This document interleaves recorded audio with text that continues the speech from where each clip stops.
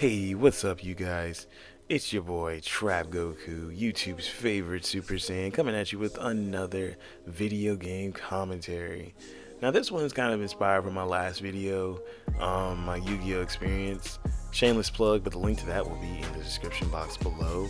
Um, but yeah, this video kind of got me in my nostalgia feelings because recently I've been playing the MegaMan Battle Network series, and it really made me think, why don't people actually give this game the respect it deserves? Now, for those of you who don't know what MegaMan Battle Network or MegaMan EXE or what MegaMan Jack In or what any of that is, it's actually a series that was actually based off the video game series, like I said, MegaMan Battle Transmission from Japan, or Battle Network, it was translated to in English if you didn't know about it. It was a Game Boy Advance game that had about 6 different titles and was pretty darn fun to play. It was an action adventure RPG where you were paired up with your NetNavi. Now, how this game world worked in Mega Man Battle Network series, the internet was very well integrated into people's lives to the point where it controlled traffic and satellites. It just pretty much everything was ran off of a computer and off of the internet and someone's handheld. And the digital world had become kind of like a metaphysical thing where the internet was sentient to a degree. Humans created these things called net navigators, or net navies for short, which they would use to navigate the internet, search the web, because it was so dense that you actually had to have some type of humanoid program to do it for you, and it acted as your best friend. And these programs did a range of things, from checking emails to destroying viruses. And that was another huge concept of the game, and the core of the gameplay was destroying viruses and defeating other net navies. Sometimes for sport, sometimes to save the world. How combat played out, it played out on a tiled square where Mega Man could move infinitely, but he would have to take turns picking his battle chips and what he would use while he would wait for his meter to return to use more battle chips that were shuffled. The battle chips ranged in power to effect, to strike attacks, to sword attacks, each one of them having to be used in a strategic manner because, like I said, it was tile based, and certain battle chips can only reach a certain amount of tiles. And so you had to use those in combination to defeat your enemy. Basically, each battleship had a point damage as well, and so how it would work is your enemy would use battleships and you would use battleships, or the viruses would use battleships or abilities to wear each other's points down. Whoever got to zero first would lose that battle, and obviously you would claim rewards and stuff. Being at the core of this universe, we get into the main story of the Mega Man Battle Network series. It's about Lanakari, a young boy who pretty much wants to be a star net battler, because in their universe, which is actually set about 200 years after the main Mega Man universe or something like that, net battling in this universe is pretty big, and it has become a big competition known as the N1 Grand Prix, I believe. And that's coming from the anime series. There's also an anime series that was pretty darn good. You should probably check it out. But yeah, different net navies battle each other for grand prizes and, bragging rights and that such nature. Land doesn't really have a good net navi until his dad makes him one, and that's where Mega Man comes in. The net navi known as Mega Man, and that's how the series pretty much branches off. It's pretty much Land, a schoolboy's trials and tribulations, and finding deeper plots in simple bosses and the N1 Grand Prix itself, and also taking on Dr.Willy, who takes on an appearance in this game. It's pretty cool. And a lot of old net navies come back and make appearances. You get to see Gutsman, Proto Man, but they're all called like Proto Man EXE, Gutsman EXE, Roll EXE. Who else? You just get a whole plethora of different callbacks, and even Zero is in this game, which is pretty crazy. He actually does make an appearance in the first Mega Man Battle Network game. And it's crazy because the Mega Man Battle Network always had great designs. It always had a great gameplay, I thought, especially if you like strategic, fast-paced gameplay. Like, dude, those net battles, some of those later net battles got pretty insane, especially when you start fighting like the super bosses in the game with like 5 and 8 and 9,000 HP. It just gets ridiculous. I know that doesn't sound like a lot, but when you play the game and understand like how the chips work and everything, it gets pretty up there. honestly, I don't understand why this series never really got any love. I remember falling in love with the game, and I remember falling in love with the anime. The anime was sick, dude. I'm not even gonna lie. The anime was super sick. Like, man, seeing like land and them use style changes between the game, and then use like what was it after style changes? Double Souls. Oh my gosh, Double Souls were so cool. Being able to see Mega Man turn into Proto Man, it reminded me so much of like the old like Mega Man games. It was so sick. Or like, you know what I'm saying, turn into like, you know, Metal Man and all that, or Ninja when he became the Ninja one, that or Shadow Man, I think, yeah, Shadow Man's his name. When he became Shadow Man, that was sick. And then when we got the Beast out, man, and the other type of like, I forgot what the Double Soul in Mega Man 6 was, but I remember you could beast out and fuse with one of the Grigar or Felzar or some. I think if you had like a save of both games, you could do a hybrid version.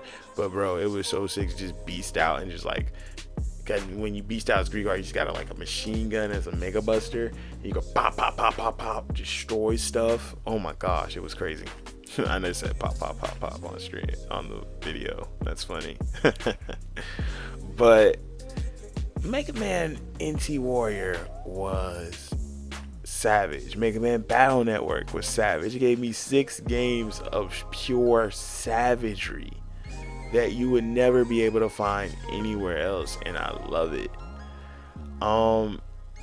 Why it didn't get any real attention, it even had, I think it had 2 series as well. It had Mega Man EXE, Mega Man Execute, or Battle Execute or something like that.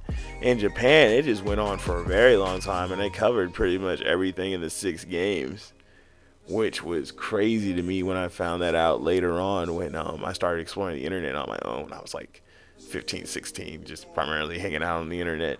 I was able to watch the whole series, and it was crazy. I know I watched it legally. I'm sorry, there was no other way. Forgive me. But hey, bring back Battle Network. I would love to see more like Battle Network games. And seriously, Capcom, you hit gold there. Maybe you can make an RPG, like maybe get Square Enix to make you an RPG. Yeah. But anyway, the Battle Network series had so much great memories for me. From Battle Network 3 was really where I found the first game really and played it. And like honestly, going through playing against like the Cyber Beast at the end, fighting Bass, and seeing characters that I remembered from the original Mega Man game, it was so sick. And seeing them in updated cool forms, like it was a little edgy, but at the same time it wasn't like over the edge, and it was pretty dope to see that. It made me want to go back and explore the lore in the other like first 2 games.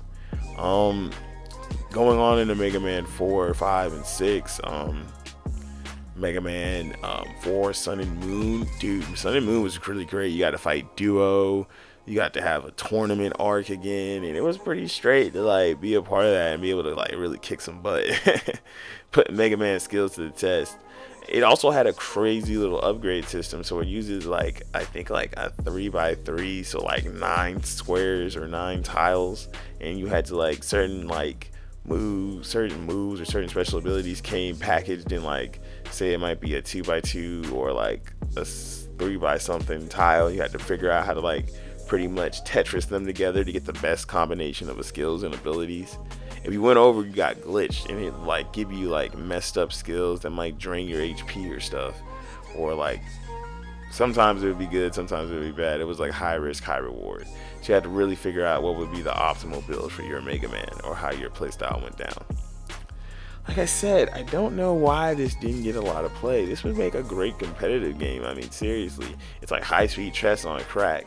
And I feel like no one really explored it beyond that. I don't feel like there was a lot of like versus battles on Mega Man, because like I feel like it could have been highly competitive, especially if the chips been more balanced, or like been a little bit more strategically used. Because don't get me wrong, there were a lot of strategic strategies, but I feel like in an online setting they would probably have to be rebalanced so that the damage outputs would be a little bit more reasonable. Because there were some times where you could like use like, I think if you like use some of the like anti-punch chip combinations and stuff like that, you could deal like massive amounts of like damage back. I'm talking like somewhere into the 3,000s or 4,000. Sometimes you get like one hit super bosses if you have the right combo of chips.